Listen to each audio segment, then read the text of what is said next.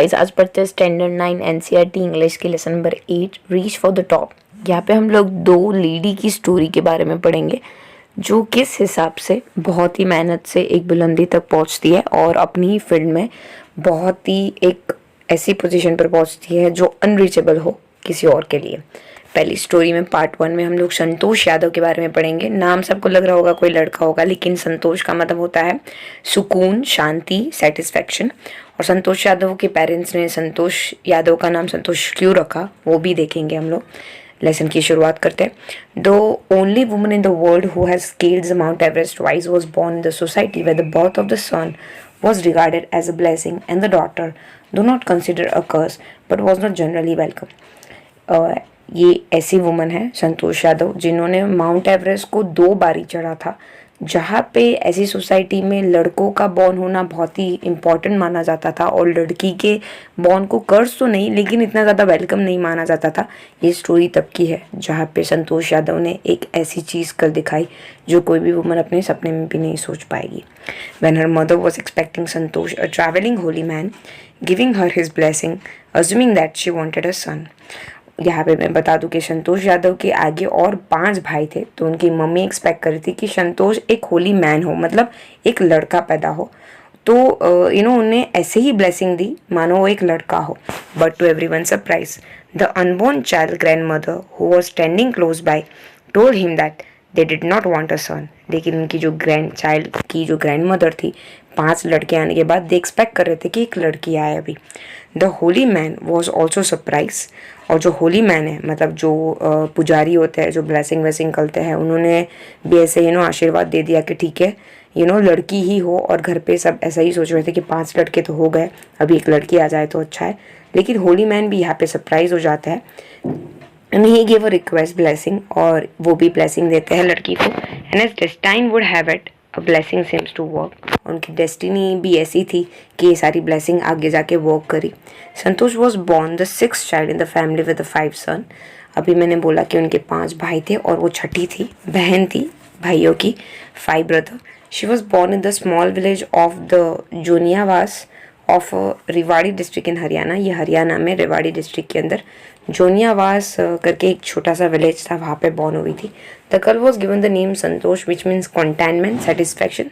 संतोष का नाम का मतलब हो गया फीलिंग, एक सेटिस्फैक्शन वाला फीलिंग। बट उनके अंदर सेटिस्फैक्शन बिल्कुल नहीं था। उन्हें हमेशा आगे बढ़ने का, चीज़ें हासिल करने का, कुछ ना कुछ सक्सेस हासिल करने का कीड़ा हमेशा था। But Santosh was not always content with her place in the traditional way of life. उन्हें जिस हिसाब से ऑर्थोडॉक्स वे ऑफ लाइफ चलती थी, उन्हें बिल्कुल भी संतोष नहीं था उससे, वो सबसे हटके थी। ही begin living life on her own terms condition from the starting से ही वो अपनी ज़िंदगी अपनी शर्तों पर जीना पसंद करती थी। Where other girls wore a traditional Indian dresses, Santosh prefer shorts. सारी लड़कियाँ जब इंडियन ड्रेसेस पहनती थी तो वो शॉर्ट्स पहनना पसंद करती थी। Looking back, she says now, from the very beginning, I was quite determined that if I choose a correct and a rational path, the other around me had to change, not me। ये उनके एक thought है, बोले starting से ही उन्होंने सोच लिया था कि अगर वो एकदम करेक्ट पार्ट और एक उनके हिसाब से एक पाथ चूज़ करेगी तो उनकी आजू बाजू की चीज़ है वो बदल जाएगी, वो नहीं। मतलब वो अगर खुद को बदल लेगी तो क्या मतलब है, लेकिन जब वो ऐसी चीज़ें सोच लेगी, ऐसी चीज़ें कर लेगी जो राइट है, तो उनके आजू बाजू का सराउंडिंग बदल जाएगा, वो बदल नहीं जाएगी। Santosh parents were affluent land owner who could afford to send their childrens to the best schools even to the country's capital New Delhi. Santosh के पेरेंट फाइनेंशियली उतने अच्छे थे, लैंड ओनर्स थे, उनके बहुत सारे रेंट पे चल रहे थे बहुत सारी जगह।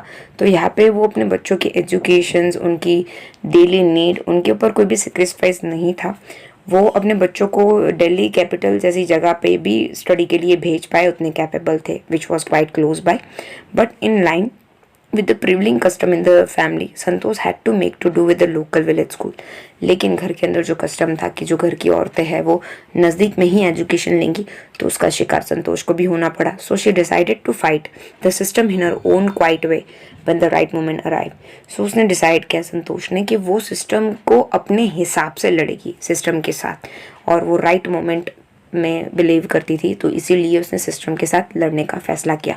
पहले के ज़माने में एक्चुअली लड़कियों के लिए सिस्टम सही नहीं था, and rights moments Kemps when she turn 16, और राइट मोमेंट आया जब वो 16 साल की थी। At 16 most of the girl in a village used to get married. 16 साल की एज में बहुत सारी वुमेन जो उनके विलेज में थी उनकी शादी हो जाती थी।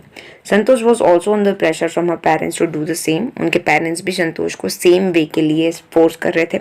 अ marriage age early age that was the last things on her mind. Marriage उनके दिमाग में वो लास्ट चीज़ था, उनके लिए इतना जल्दी शादी करना एक राइट थॉट नहीं था। She threaten her parents that she would never marry if she did not get the proper education. उन्होंने अपने पेरेंट्स को धमकाया, ऐसा बोला कि जब तक मुझे अच्छे से एजुकेशन नहीं मिलेगा मैं शादी करूंगी नहीं, कभी नहीं करूंगी। शी लेफ्ट होम, तो उन्होंने घर छोड़ दिया।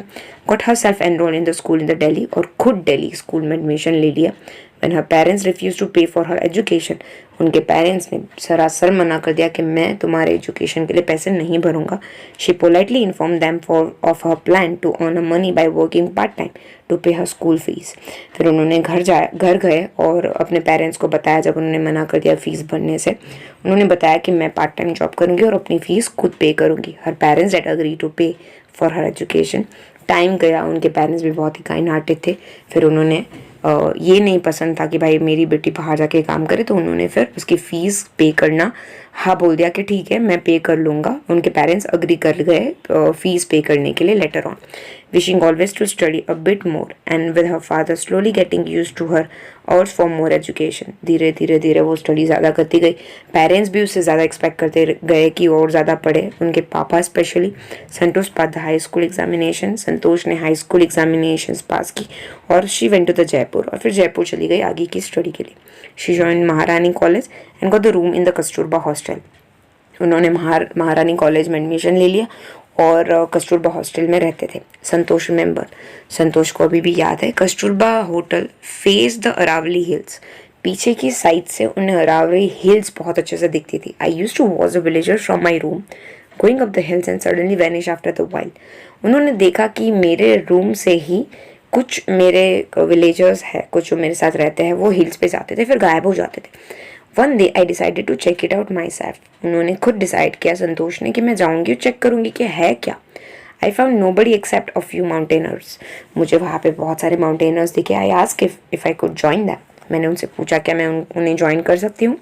To my pleasure surprise they answer in the affirmative. उन्होंने मुझे हाँ बोला and motivate me to take to the climbing. और उन्होंने मुझे बहुत मोटिवेट किया कि मुझे क्लाइंब करना चाहिए क्योंकि ये लाइफ का सबसे बेहतरीन एक्सपीरियंस है।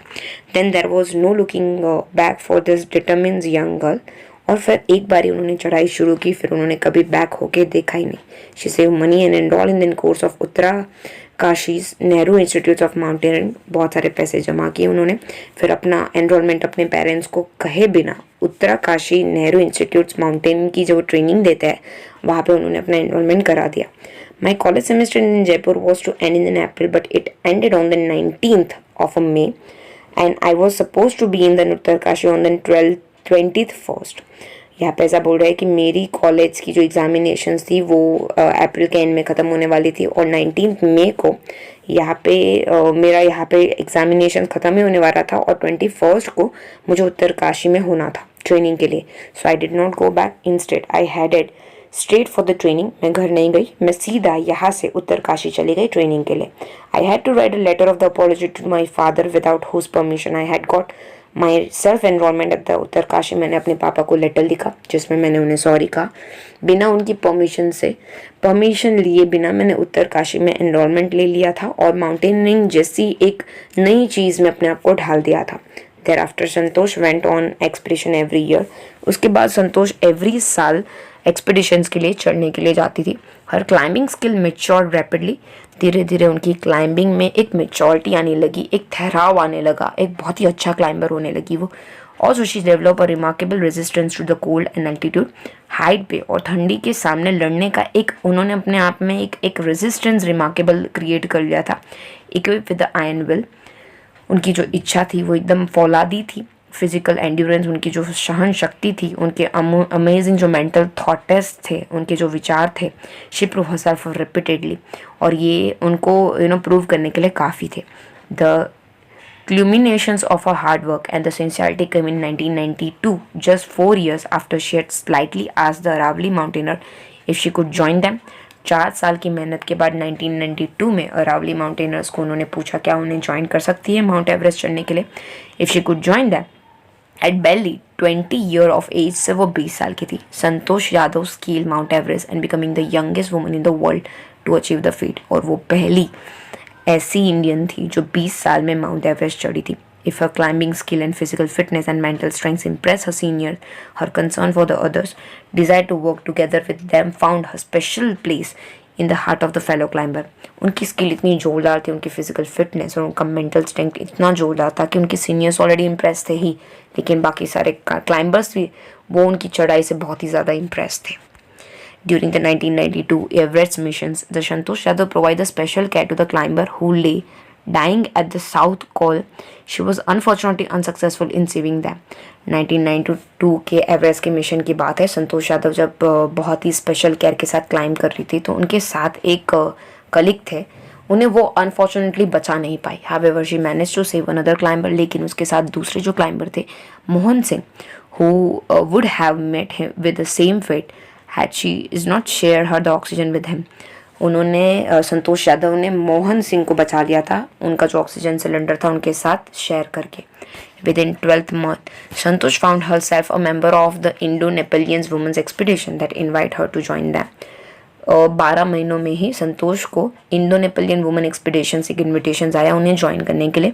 She didn't scale the Everest a second time. वहाँ पे उन्होंने माउंट एवरेस्ट को दूसरी बारी चढ़ा था, thus setting a record as the only woman to have scaled the Everest twice and thus secured for herself and the India a unique place in the annal of the mountaineering. और इस हिसाब से Everest को दूसरी बारी चढ़ के उन्होंने अपनी एक यूनिक पोजीशन हासिल कर ली थी ये माउंटेनियरिंग में. In recognizing of her achievement the Indian government bestows upon her one of the national top honour that is Padma Shri. इतना अचीवमेंट देखकर इंडियन गवर्नमेंट ने उन्हें पद्मश्री देने का डिसाइड किया था. Describing her feeling when she was literally on the top of the world, Santosh has said, अपने आप को ऐसे top of the world महसूस करके उन्होंने कहा था, it took some time for the enormity of a moment to sink in it. Then I unfurled the Indian tricolors and held in aloft of the roof of the world. The feeling is indescribable, and the Indian flag was flying on the top of the world. It was truly a spiritual moment, and I felt proud as an Indian. वो बोल रही है कि मेरे लिए ये बहुत ही ज़्यादा प्राउड मोमेंट है क्योंकि मैं वहाँ पे पहुँची तो मैंने अपने इंडिया का झंडा ट्रायो कलर है वो फरकाया और वो डिस्क्राइब नहीं हो पाया वैसा मोमेंट था मेरे लिए. और वहाँ पे जब मेरा झंडा लहरा रहा था इंडिया का, ऐसे प्राउड हो रहा था, स्पिरिचुअल मोमेंट लग रहा था और मुझे बीइंग इंडियन बहुत ही प्राउड हो रहा था. Also a fervent environmentalist, Santosh collected the brought down of 500 kilogram of a garbage from the Himalaya. और संतोष एक एनवायरमेंटलिस्ट भी थी. जब भी लोग माउंट एवरेस्ट पे चढ़ते थे तो बहुत सारा कचरा, टेंट, टूटे फूटे बहुत सारी चीज़ें वहाँ पे छोड़ के आ जाते थे. संतोष को नेचर के प्रति एक काइंडनेस भी था. She is very kind woman. तो उन्हें जब ये सब कचरा दिखा तो वो अपने साथ जब नीचे उतर रही थी तो साथ में 500 केजी गार्बेज हिमालय से साफ़ करते करते नीचे की तरफ आ रही थी. ये सब सारा कचरा अपने साथ नीचे लेके उतरी.